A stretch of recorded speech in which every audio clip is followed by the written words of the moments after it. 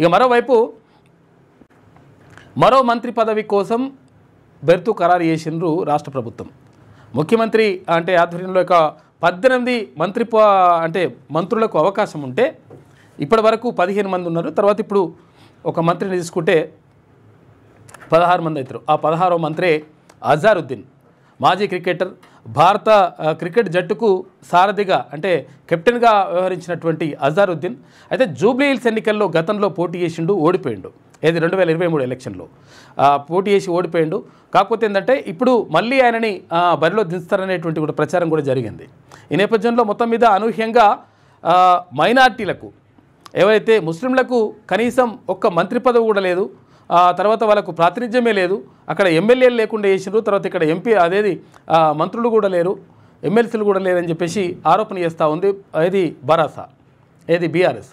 దీంతో దానికి చెక్ పెట్టాలి. ఎందుకంటే జూబ్లీ హిల్స్లో ముస్లింల ఓట్లే 96,000 పైచిలకు ఓట్లు ముస్లింల ఓట్లే ఉంటాయి. దీంతో అక్కడ ఉన్నటువంటి ముస్లింలను ఒక రకంగా అంటే కాంగ్రెస్ వైపు మళ్లించుకునేందుకు ఒక అవకాశంగా భావిస్తూ ఉంది కాంగ్రెస్ పార్టీ. మరోవైపు అంటే అసలు యాక్చువల్గా ముస్లింలకు మంత్రి పదవే లేదు అనేటువంటి అపవాదును కూడా తీసేయాలని చెప్పేసి భావిస్తూ ఉందంట. అందులో భాగంగా మైనార్టీ సంక్షేమం తర్వాత ఇంకొక శాఖను కూడా కేటాయించేటువంటి అవకాశం ఉంది అజారుద్దీన్కి. కాబట్టి బెర్తు ఖరారు అయిపోయింది. రేపు ప్రమాణ స్వీకారం ఉంటుంది. అయితే ఎందుకు ఇప్పుడు తొందరగా చేయాల్సి వస్తుందంటే ఎప్పుడైనా కానీ, అందుకని ఒక ఫిలాసఫర్ చెప్తాడు, ఎప్పుడైనా కానీ ఏ ప్రభుత్వమైనా కానీ ప్రజల మీద ప్రేమతోని పనిచేయవు. దేంతో పనిచేస్తాయి? ప్రజల నుంచి తప్పనిసరి పరిస్థితులు క్రియేట్ అయినప్పుడు ఆ తప్పనిసరి పరిస్థితుల్లో ఆ పనిని చేసి పెడతాయి అని చెప్తాడు. అంటే తప్పనిసరి పరిస్థితి ఏం క్రియేట్ అయ్యింది? ఇక్కడ జూబ్లీ హిల్స్లో ముస్లింల ఓట్లు కీలకంగా ఉన్నాయి, తర్వాత బీసీల ఓట్లు అత్యంత కీలకంగా ఉన్నాయి. 2,20,000 పైచిలకు ఓట్లు బీసీల ఓట్లు ఉన్నాయి. అయితే మరి బీసీల ఓట్లుంటే ఏం చేయాలి? తర్వాత బీసీ ఉద్యమం, బీసీ చైతన్యం అంతా కూడా తెలంగాణ వ్యాప్తంగా గట్టిగా ఉవ్వెత్తున ఎగిసిపడతా ఉంది కదా.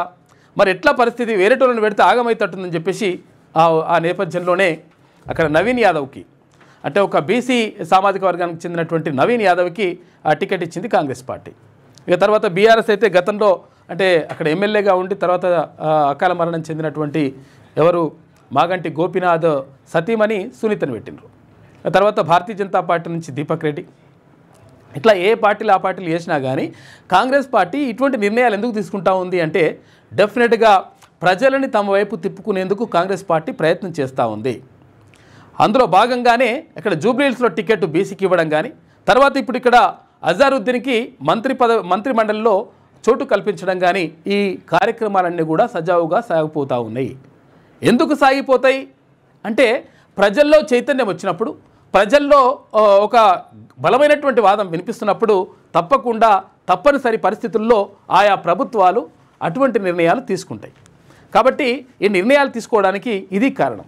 కాబట్టి ఇక్కడ 2,20,000 పైచిలకు ఓట్లు బీసీలే ఉన్నాయని చెప్పేసి అక్కడ కనిపిస్తుంది. కాబట్టి ఈ నేపథ్యంలోనే బీసీకి టికెట్ ఇచ్చిండ్రు. తర్వాత అక్కడ ఉన్నటువంటి ప్రజలందరూ కూడా ఒక రకంగా ఈ సామాజిక సమీకరణాలు కూడా జూబ్లీ హిల్స్ ఎన్నికల్లో బాగా పనిచేస్తున్నాయి. కాకపోతే ఏంటంటే ఒక్కొక్క డివిజన్లో ఒక్కొక్క రకంగా ఒక్కొక్క పార్టీకి మద్దతు తెలియజేస్తూ ఉన్నారు. ఏది ఏమైనప్పటికీ సామాజిక సమీకరణాలు పనిచేసేటువంటి అవకాశం ఉంది అని చెప్పేసి అక్కడ ఉన్నటువంటి పరిస్థితులు మాత్రం కనిపిస్తూ ఉన్నాయి. అంటే బీసీ సామాజిక వర్గానికి సంబంధించి మా సామాజిక వర్గం ఓట్లు మేము వేసుకోవాలనేటువంటి ఒక ఉద్దేశంతో అక్కడ ఉన్నటువంటి ఓట్లు మాట్లాడుతున్నట్టుగా మనకు తెలుస్తూ ఉంది. ఎందుకంటే అక్కడికి మనము వెళ్ళి అక్కడ గ్రౌండ్ రిపోర్ట్ కూడా తీసుకున్నాం. కాబట్టి ఇట్లా ఉంటే ఇంకొక కొన్ని డివిజన్లలో టఫ్ ఫైట్ కూడా ఉంది. అంటే ఇక్కడ మాగంటి గోపీనాథ్కి సంబంధించి బీఆర్ఎస్ పార్టీకి సంబంధించి కానీ తర్వాత ఒక్కొక్క డివిజన్లో ఒక్కొక్క రకంగా పరిస్థితి ఉన్నాయి. కాబట్టి ఒక టఫ్ ఫైట్ మాత్రం జరుగుతూ ఉంది. ఈ నేపథ్యంలోనే ప్రభుత్వం నుంచి ఇక్కడ మంత్రులందరూ, తర్వాత అక్కడ బీఆర్ఎస్ పార్టీ నుంచి మాజీ మంత్రులు, ఎమ్మెల్యేలు, తర్వాత మా ఎంపీలు, మాజీ ఎమ్మెల్యేలు, మాజీ ఎంపీలు, పార్టీ నాయకులు అందరినీ కూడా బీఆర్ఎస్ పార్టీ దించింది. ఈ యొక్క భారతీయ జనతా పార్టీ కేంద్ర మంత్రి కిషన్ రెడ్డి, తర్వాత బండి సంజయ్, తర్వాత మిగతా నేతలందరూ కూడా ఎమ్మెల్యేలు, ఎంపీలు వాళ్ళందరినీ కూడా ఒకేసారి అక్కడ జూబ్లీ హిల్స్ ఎన్నికల ప్రచారంలోకి దింపేసిండ్రు. అంటే హోరాహోరీగా సాగుతూ ఉంది. అధికారులు మీ సమస్యలు పట్టించుకోవట్లేదా? నెలల తరబడి మిమ్మల్ని ఇబ్బంది పెడుతున్నారా? మీ సమస్యకు ఎవరు స్పందించట్లేదా? సమస్య ఏదైనా ఎక్కడి నుంచైనా వెంటనే క్యూన్యూస్ కాల్ చేయండి. మీ తరఫున మేం బాధ్యత తీసుకుంటాం. కాల్ చేయాల్సిన ఫోన్ నెంబర్ 84990111. 19921. పబ్లిక్ వాయిస్ సామాన్యుడి ప్రశ్నాస్త్రం ప్రతి గురువారం ఉదయం 10 గంటలకు మీ క్యూన్యూస్ హెచ్డీలో నవంబర్ 6 నుంచి ప్రారంభం.